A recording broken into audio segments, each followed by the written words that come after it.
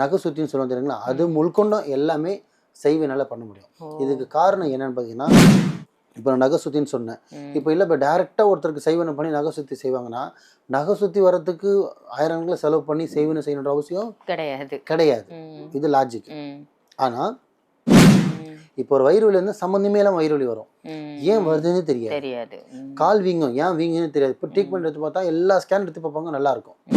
ஒரு வயிறு வலின்னு போகிறீங்க, எல்லா டெஸ்ட்டும் A to Z என்ன சொல்லுவாங்கன்னா மாஸ்டர் செக்அப்னு சொல்லுவாங்க. அதை முழுக்க எடுத்து பார்த்து எதுவுமே இல்லை, ஆனால் அவனுக்கு வயிறு உப்புது. அதுக்கு ரீசன் என்ன?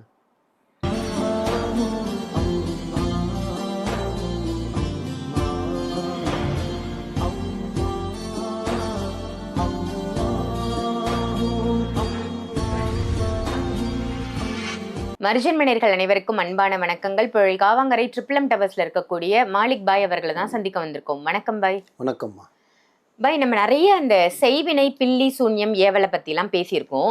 அடிக்கடி எனக்கு வந்து கை நகத்துல பிரச்சனை வருது, ஒன்று நகை சுத்தியா வருது, இல்லை சொத்த நகமாக போயிடுது இப்படின்னு கமெண்ட்ல ஒருத்தவங்க ரிப்பீட்டடாக இந்த கொஸ்டின் கேட்டுக்கிட்டே இருக்காங்க. இந்த மாதிரி வரத்துக்கான காரணம் வந்து ஏதாவது செய்வினை வச்சிருப்பாங்களா அப்படின்னு கேட்குறாங்க. ட்ரீட்மெண்ட் எடுத்தாலும் ஒரு 3 மாதம் நல்லா இருக்கான், மறுபடியும் அதே பிரச்சனை வருதான். எதனால பாய் இருக்கும் இது? நல்லா கேட்டீங்க. எனக்கு லாஸ்ட் டைம் ஒரு கஸ்டமர் இருந்தார், அவர் கூட கேட்டிருந்தார்.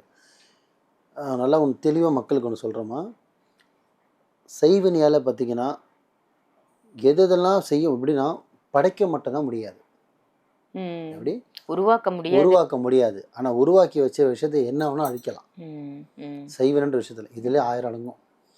ஒரு மனுஷன் வந்து பித்து பிடிச்சி போனதுலேருந்து, வயிறு வீங்கிலேருந்து, காது கேட்காம இருக்க, கண்ணு வீங்கி போவ, பல்லு சொத்த வர, என்ன வேணும் பண்ணலாம். அவனை படுத்த படிக்க ஆக்குறது, கை கால் விழ வைக்கிறது, முடி கொட்ட விடுறது, மூஞ்சி அழகு விடுறது, ஒரு பக்கம் அப்படியே கருவலை பிடிச்சி விடுறது, கருவலை வர வைக்கிறது, நகை சுத்தின்னு சொல்லுவோம் தெரியுங்களா, அது முழுக்கொண்டும் எல்லாமே செய்வினால பண்ண முடியும்.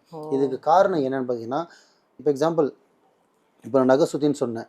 இப்போ இல்லை, இப்போ டேரெக்டாக ஒருத்தருக்கு செய்வனை பண்ணி நகை சுத்தி செய்வாங்கன்னா, நகை சுத்தி வரத்துக்கு ஆயிரங்களை செலவு பண்ணி செய்வனை செய்யணுன்ற அவசியம் கிடையாது. இது லாஜிக். ஆனால் அவன் வந்து அழியணும், அவனுக்கு எதனா நடக்கணும், ஏதோ ஒரு பிரச்சனை, அவனுக்கு பிரச்சனை ஆகும் மொத்தத்தில் அவன் நிம்மதியாக தூங்கக்கூடாது. இவன் தூங்கணும். செய்வனை செய்யறனுக்கு மெயின் டார்கெட்டு. அவன் நிம்மதியாக இருக்கக்கூடாதுப்பா, அவன் அழுகணும், நான் சிரிக்கணும் அதை பார்த்து. இதுதான் செய்வனை செய்கிறவங்களோட இது வித்தியாசம். அப்போ அதில் எதிராளிக்கு பாதிப்பு வரும்போது அந்த சுச்சுவேஷனில் அவனுக்கு என்னென்ன விபத்து நடக்குதோ அது எதுவுமே அவனுக்கு சீக்கிரத்தில் ஆறாது. இப்போ ஒரு வயிறு வலி வந்து சம்மந்தமே இல்லாமல் வயிறு வலி வரும், ஏன் வருதுன்னு தெரியாது. கால் வீங்கும், ஏன் வீங்குன்னு தெரியாது. இப்போ ட்ரீட்மெண்ட் எடுத்து பார்த்தா எல்லா ஸ்கேன் எடுத்து பார்ப்பாங்க, நல்லா இருக்கும். தலை சுற்றிக்கிட்டே இருக்கும், ஸ்கேன் எடுத்து பார்த்தீங்கன்னா நல்லா இருக்குன்னுவாங்க. இப்போ டாக்டர் ரிப்போர்ட் நல்லா இருக்குன்னு சொல்லிட்டாங்கன்னா மக்கள் என்ன பண்ணுவாங்க, யார்கிட்ட போவாங்க? எது தின்னா பித்தம் தெரியும், கோயிலுக்குள்ள அழியிறாங்க. அம்மாவா இல்லையா? இப்போ டாக்டர்கிட்ட போகும்போதுமா நிறைய பேர் சொல்கிறாங்க சைத்தான் இல்லை, தெய்வம் இல்லை, சாமி இல்லைன்னு. எல்லாமே இருக்குமா, இல்லாமலாம் கிடையாது. என் கேள்வி ஒன்று, MBBS டாக்டர் தான் என்ன, நானே நிறைய வீடியோவில் சொல்லியிருக்கேன், இந்த உலகத்தில் வாழணும்னா தெய்வமும் வேணும், டாக்டரும் வேணும், அதில் மாற்று கருத்தே கிடையாது. ஆனால் இப்போ நீங்கள் போகிறீங்க, ஒரு வயிறு வலின்னு போகிறீங்க, எல்லா டெஸ்ட்டும் A to Z என்ன சொல்லுவாங்கன்னா மாஸ்டர் செக்அப்னு சொல்லுவாங்க. அதை முழுக்க எடுத்து பார்த்து எதுவுமே இல்லை, ஆனால் அவனுக்கு வயிறு உப்புது. அதுக்கு ரீசன் என்ன? மாந்திரிகமாக தான் இருக்கும். ஒன்று அவன் எதனா ஏடகுணமாக போய் மெரிச்சிக்கிறதோ, உடம்புல ஏற்றிக்கிறதோ, ஒன்று அதால் வரும். இல்லையே அவனுக்கு என்ன செய்வனை செஞ்சுருந்தா வரும். புரியுதுங்களா? நிறைய இருக்குது. இல்லை அவன் உடம்புல எதனா ஆசைப்பட்டு உடம்புல வந்துட்டாலும் வரும்.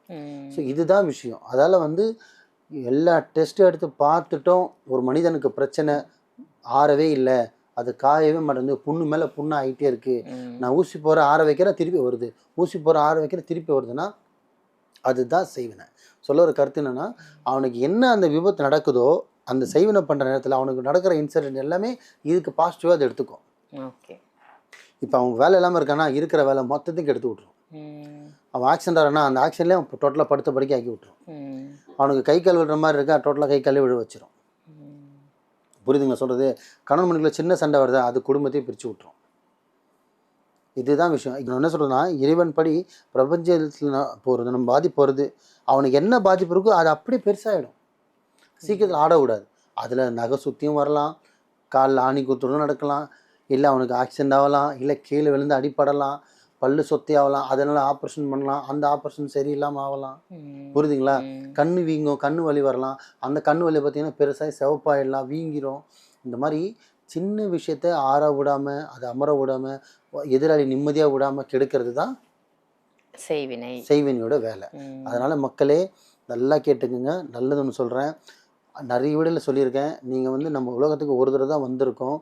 முடிஞ்ச அளவுக்கு நல்லது மட்டும் பண்ணுங்க, கெட்டது பக்கமே போகாதீங்க. ஏன்னா இங்கே எதுவுமே நிரந்தரம் இல்லாத உலகத்தில் நம்ம இருக்கோம். நம்ம பிள்ளைங்களுக்கு சொத்து சேர்க்கலாம் கூட பரவாயில்ல, பாவத்தை மட்டும் சேர்த்துட்டு போயிடாதீங்க. ஏன்னா சொத்து எவ்வளோ சேர்க்குறேன்னா அவ்வளோ பாவம் சேர்க்குறான்னு அர்த்தம். இது உண்மையான விஷயம். அது நானாக இருந்தாலும் சரி, இதுதான் உண்மை. ஸோ அந்த நம்ம சேர்க்குற சொத்து எதில் மூலியமாக சேர்க்குறோன்ற ஒரு அர்த்தம் ஒன்று இருக்குது. இப்போ நேர்மையாக சம்பாதிச்சு சொத்து சேர்க்கிறவங்களும் எவ்வளோ பேர் சேர்த்து வச்சுருக்காங்க, நல்லா வாழ்றாங்க இல்லையா? அதே பேர் சொத்து சேர்த்து வச்சுட்டு குத்தாடுறதுக்கு ஆள் இல்லாமல் போகிறாங்க. அது காரணம் அந்த சொத்து வந்த வழி தப்பான வழி, அவ்வளோதான். ஸோ அதனால் சொத்துன்ற விஷயம் வந்து சேர்க்கணும், பிள்ளைங்களை பார்க்கணும். அதுக்குன்னு பாவம் வேலை பண்ணாதீங்க, செய்வனை பக்கம் போகாதீங்க. செய்வனில் பாதிக்கப்பட்டிருக்கீங்களா, இந்த மாலிக் பாய் தேடி வாங்க. உடல் ரீதியாக பிரச்சனையாக இந்த மாலிக் பாய் தேடி வாங்க. உங்கள் மன பிரச்சனையா, உடல் பிரச்சனையா, குடும்ப பிரச்சனையா, எதுவாக இருந்தாலும் இந்த மாலிக் பாய் நம்பி வாங்க. என்னால் முடிஞ்ச இறைவன் வழியால், அல்லா தஆலா அவ்வளோ அவுலியாக்கள் இருக்காங்க, சித்தர்கள் இருக்காங்க, குருக்கள் இருக்காங்க. அவங்க முறையில் என்னால் முடிஞ்சதை நான் உங்களை காப்பாற்றுறேன். நான் தான் இறைவன் சொல்ல வரல, தப்பாக எடுத்துக்காதீங்க. என்னை சுற்றி எவ்வளோ மகான்கள் இருக்காங்க, எவ்வளோ அவுலியாக்கள் இருக்காங்க. அவங்க மூலிமா என்னால் நான் காப்பாற்ற முடியுமோ நான் காப்பாற்றுறேன். நல்லதே நினைங்க, நல்லதே செய்யுங்க, நல்லதே நடக்கும் இன்ஷா அல்லாஹ். ரொம்ப சிறப்பாக சொன்னீங்க பாய். ஏன்னா அந்த ரிப்பீட்டடாக அந்த கொஸ்டின் கேட்டுக்கிட்டே இருந்தவங்களுக்கு இது ஒரு நல்ல பதிலாக இருந்திருக்கும். இந்த மாதிரி பிரச்சனை யாருக்காவது இருந்தாலும் முதல்ல நீங்கள் சொன்ன மாதிரி போய் டாக்டரை பார்க்கலாம். டாக்டர் ட்ரீட்மெண்ட் கொடுத்தும் அது சரி வரல அப்படின்னா உங்களை மாதிரி மாந்திரிகர்கிட்ட அதுக்கான ட்ரீட்மெண்ட்டை எடுத்துக்கணும் அப்படின்னு கேட்டுக்கிறேன். இந்த பிரச்சனையை வளர விடக்கூடாது. ரொம்ப நல்ல தகவல். நன்றி பாய். நன்றிப்பா.